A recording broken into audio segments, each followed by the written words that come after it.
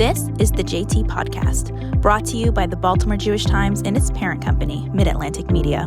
This episode originated from the Baltimore Jewish Times' sister publication, The Washington Jewish Week.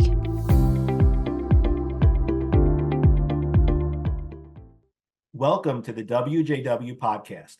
I'm your host, Aaron Trudler. I'm joined today by Adam Lehman. Adam is the president and CEO of Hillel International, the largest Jewish student organization in the world. A graduate of Dartmouth College and Harvard Law School, Adam spent time working in the legal field, and he's also been an executive and an entrepreneur for a period of time.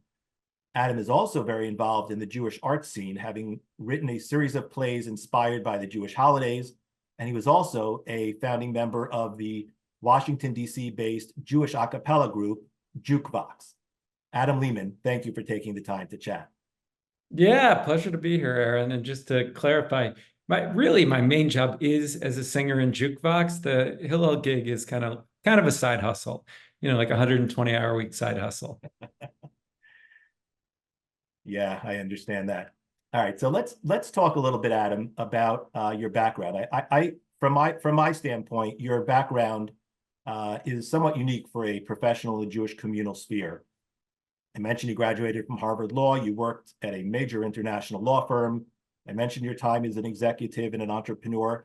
Can you talk a little bit about how you ended up as president and CEO of Hillel International? Yeah, for sure. And I'll start by saying it has been such an honor and privilege to be able to serve in this role. But it was a very surprising turn of events in terms of finding my way to Hillel now almost 9 years ago.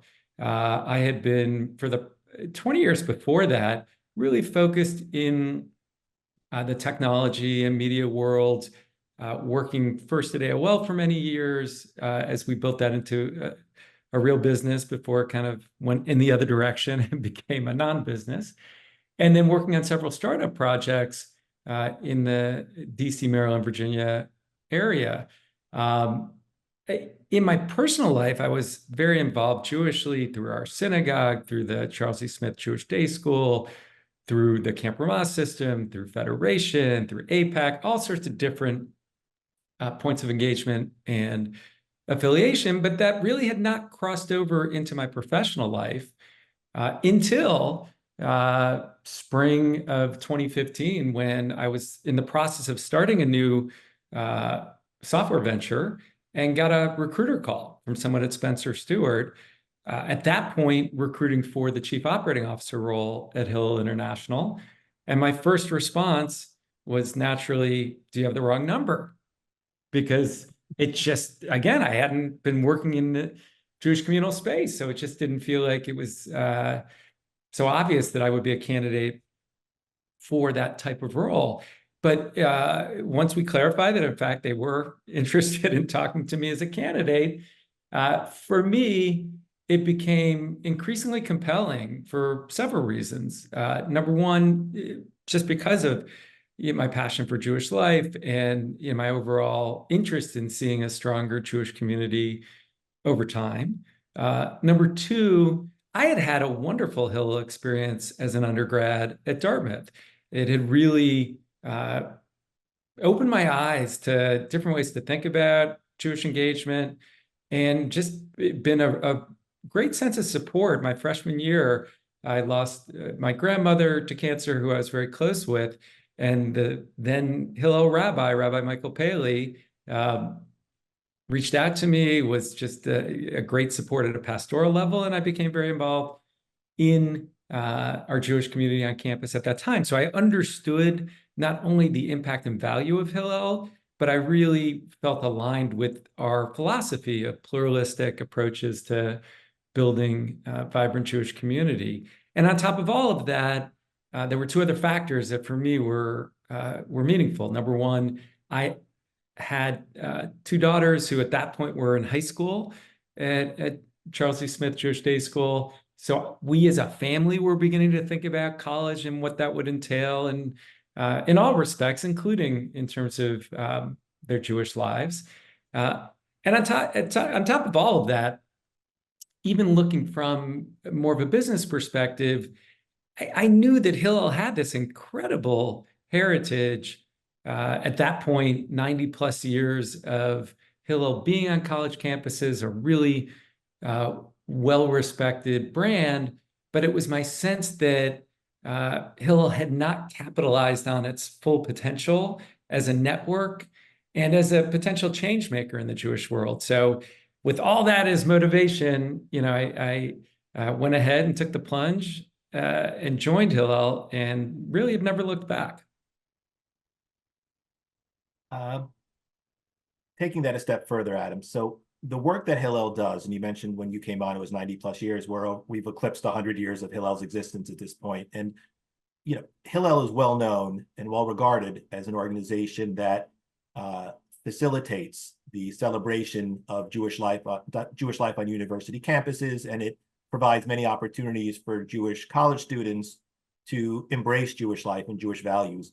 Can you talk a little bit about the work that Hillel has done over the past century and bringing it to the current time frame, your vision for the organization moving forward?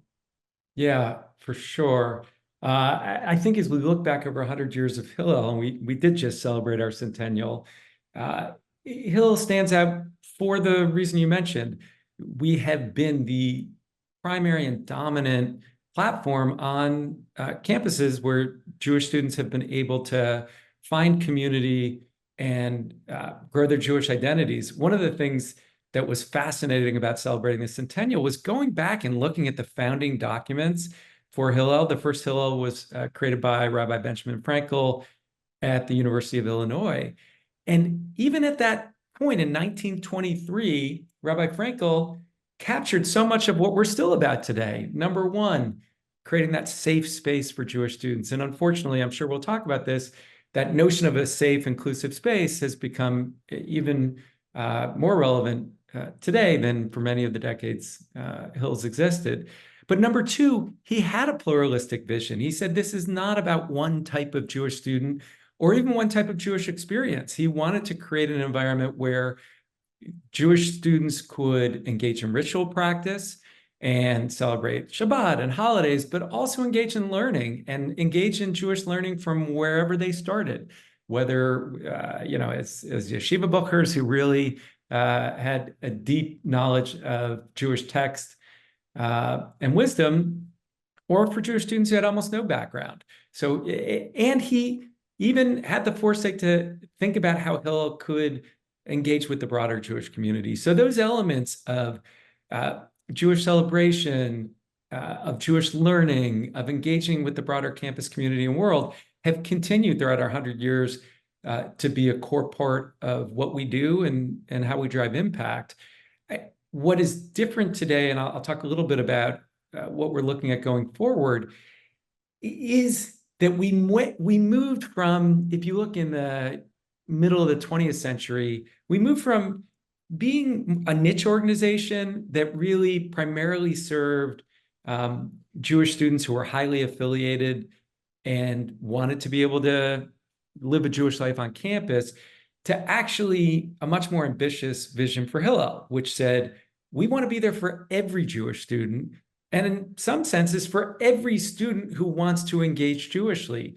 And that meant several things. It meant that we had to be a much more robust organization. So we went from, again, in the even 60s, 70s, 80s, a rabbi on campuses to having teams of professionals who are able to support all different kinds of Jewish life engagement on various campuses. It also meant that we had to widen the scope of our programming. So instead of simply thinking about Shabbat, holidays, and the occasional social program or learning program, we're doing everything that Jewish students care about and think about.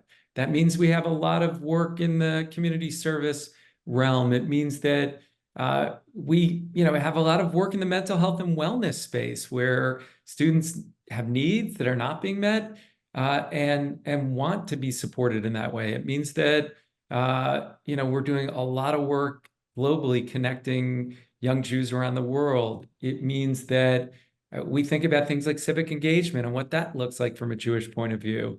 And of course, all sorts of other kind of fun ways that Jewish students just let steam off, whether it's online gaming together or uh, trivia, or we bring puppies in because people need to de-stress. It really is anything that can make the lives of Jewish students better on campus. Good news is it means that we have gone from engaging, again, a meaningful niche, but small percentage to, we'll have close to 200,000 Jewish students engaged with Hillel this year, or 200,000 total students. Vast majority are Jewish, but we do have students coming from other faith backgrounds who just want to get involved in a Jewish community. The challenge is, it means that we require a lot of talent and resource to be able to meet all of those different needs. I'll round out the answer by speaking about prospectively what is my vision and really our vision for what Hillel can and should be.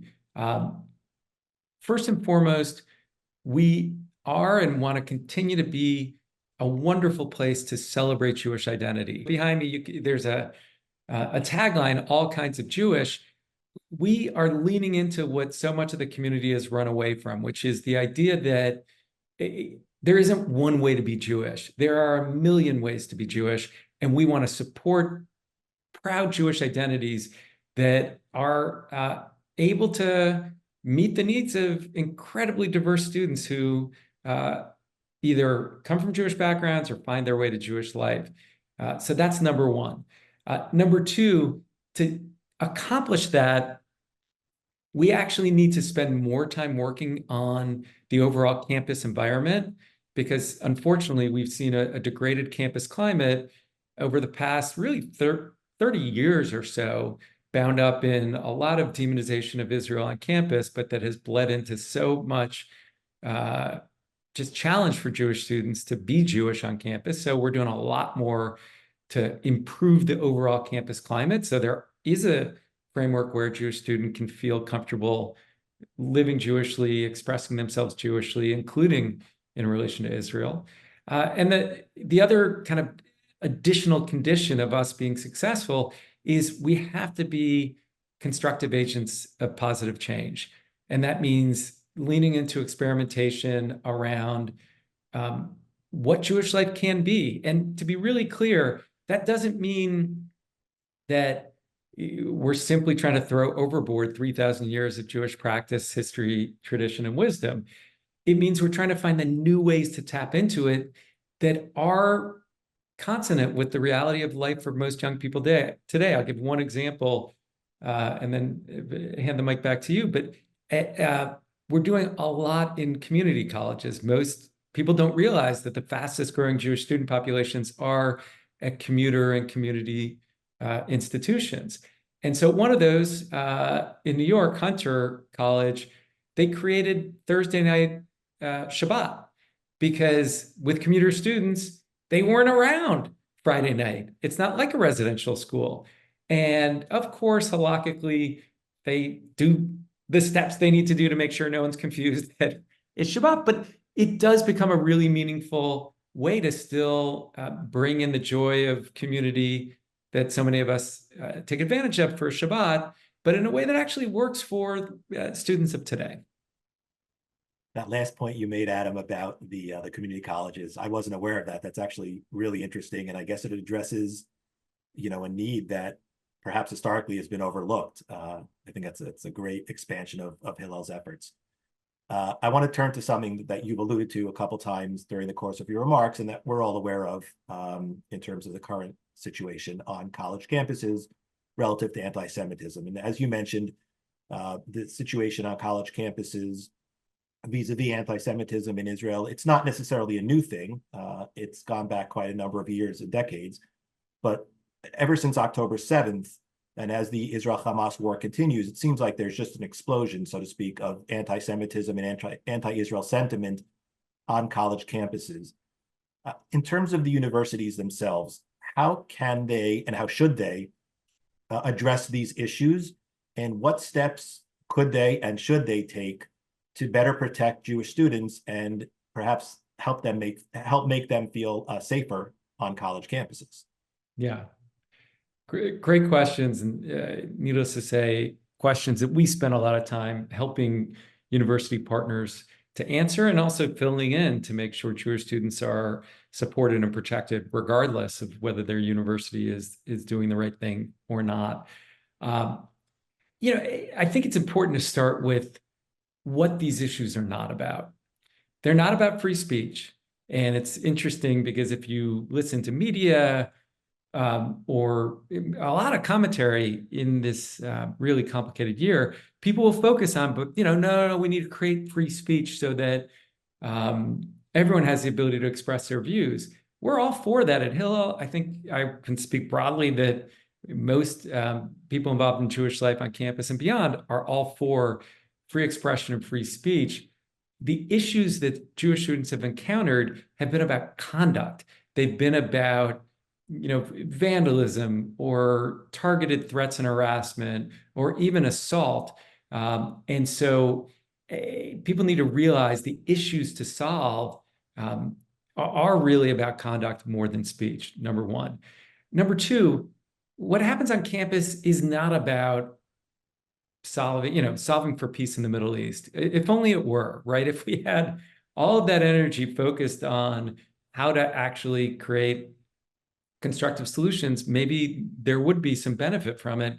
Instead, it ends up just channeling, as we see it, a lot of agendas from certain players in the Middle East and here in North America, but in a way that just breeds a lot of division, polarization, even hate.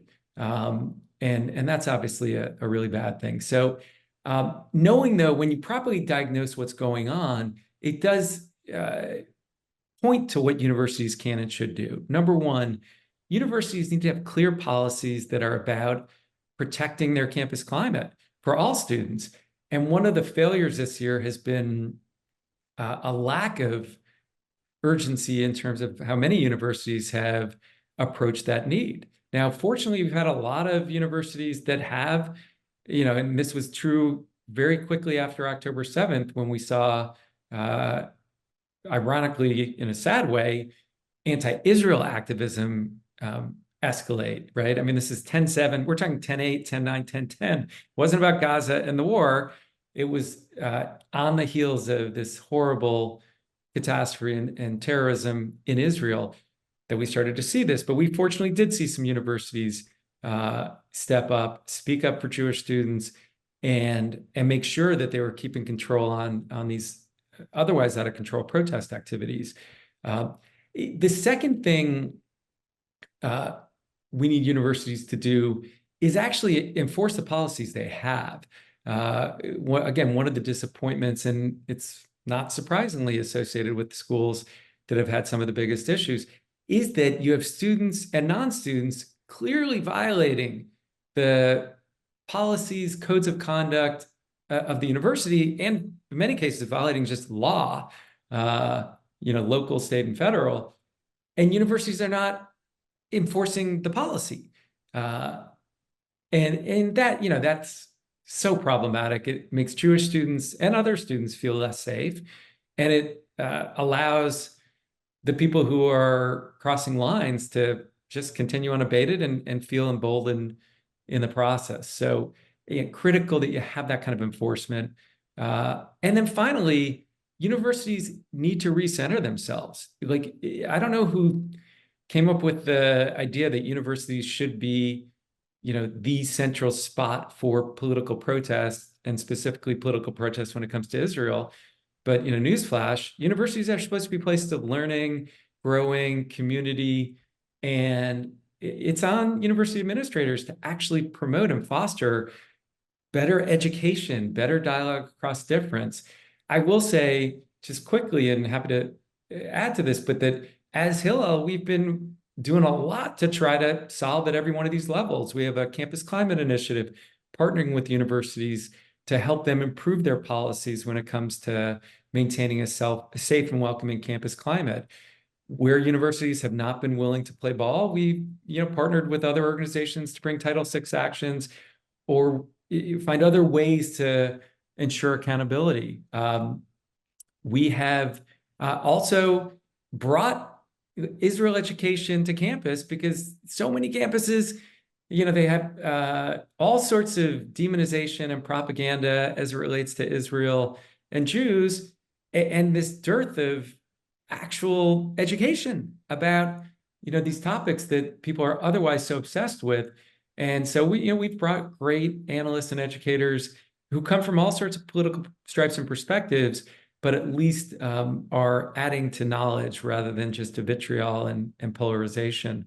And finally, we've also brought facilitators to campus to promote dialogue across difference, and we're going to continue to invest, in those directions as well.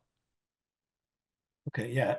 One final question, Adam, if I may, and just that idea of taking constructive action and trying to recenter, refocus the universities to their core mission, i.e., learning. When you have a prospective parent of a prospective college student, high school junior, senior right now, who is seeking out college opportunities and visiting different colleges, and perhaps many of them are concerned these days in terms of what's currently going on, what sort of advice would you give them? What sort of guidance would you give them in their decision-making process? It's a big question for really every family that is Jewishly affiliated at this point. I speak to families every day now who have sophomores, juniors, and seniors in high school trying to sort those questions out. Number one, I think the most important thing is perspective. So don't get into the game of trying to figure out, are there 3 schools, 5 schools, 10 schools that are okay for Jews, and everything else must be treif, everything else must be unsafe and horrible. That's not the reality. The reality is there are issues almost everywhere, but there are also many other variables that impact the kind of experience a student will have. We offer a college guide that people can find at hillel.org with a lot of information on more that holistic sense of, okay, how many Jewish student organizations are present on that campus? Is kosher food available? Are there Jewish Greek organizations? How active and large is the Jewish student population? Like, there are lots of ways to look at Jewish life apart from these issues. And then you can look at the issues, but try to, as a family, take a dispassionate view. Again, don't look for a place that has no issues, because it's a fool's errand, or it will change between now and the time your son, daughter, student arrives. Look for how issues have played out, how responsive the administration has been. And, I'm biased, but I'd say look for a great Hillel, because then that someone has the back of your student under the tough times, but someone's also creating joyful, positive, inspiring Jewish life and overall life opportunities. So Hillel College Guide can point in that direction. And then once you narrow your list, talk to Jewish students and Jewish professionals on those campuses.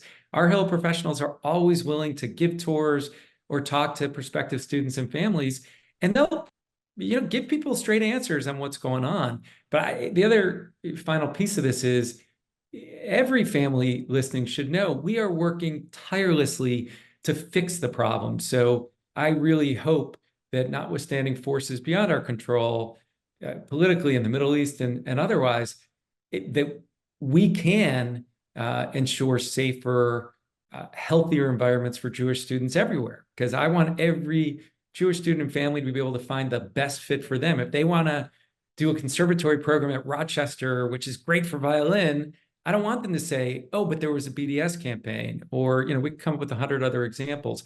We're going to make it so every student, still has the full field of choices. That's the goal. Hey, Adam Lehman, thank you so much for taking the time to chat. I really enjoyed our conversation. Yeah, thank you, Aaron. And again, I hope anyone listening has a chance to go see a Hillel. Even if you graduated long ago, be in touch with your Hillel. They're always appreciative of hearing from folks from years ago, and they're always looking for words of support or support otherwise.